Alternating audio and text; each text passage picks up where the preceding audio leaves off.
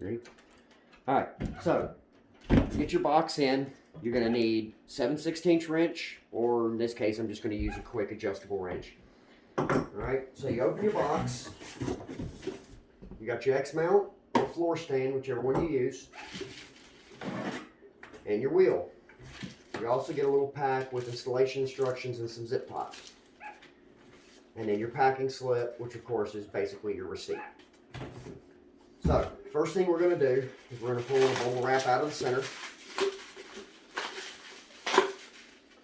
Okay? You're going to take just the nut off the back. Leave everything else connected. Washer, bushing, everything stays right there.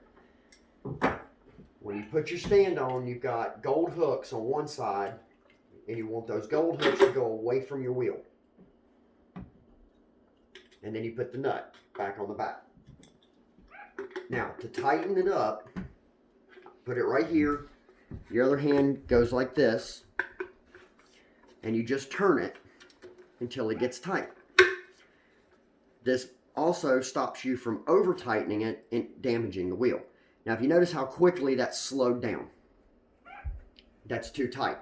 So what we're going to do is we're going to back it off a quarter turn.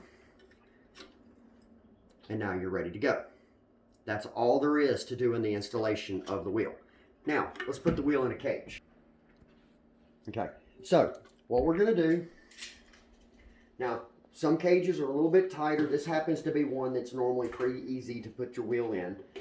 Those that are a little bit tighter, you may have to stretch them a little bit. They do have a little bit of flex to them so you can get them into the holes.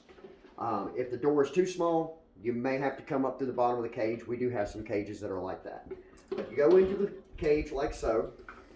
We're going to take this toy off the wall here real fast, so I've got room to put this on here for you. Okay, so what you're going to do is you're going to take these and the two brass hooks. You're going to hang it on the bars. Zip tie all four corners. The reason why we give you 4 zip ties, we want to make sure that this stays completely secure at all times. Alright, so we've got all 4 of them on the back of it. Completely nice and tight. You don't want to over tighten them to where they bend the bars, but just enough to hold them in place. The wheel cannot go anywhere at this point. And now they've got plenty of run. You also want to make sure when you put this in that you leave 3 inches of clearance all the way around the wheel.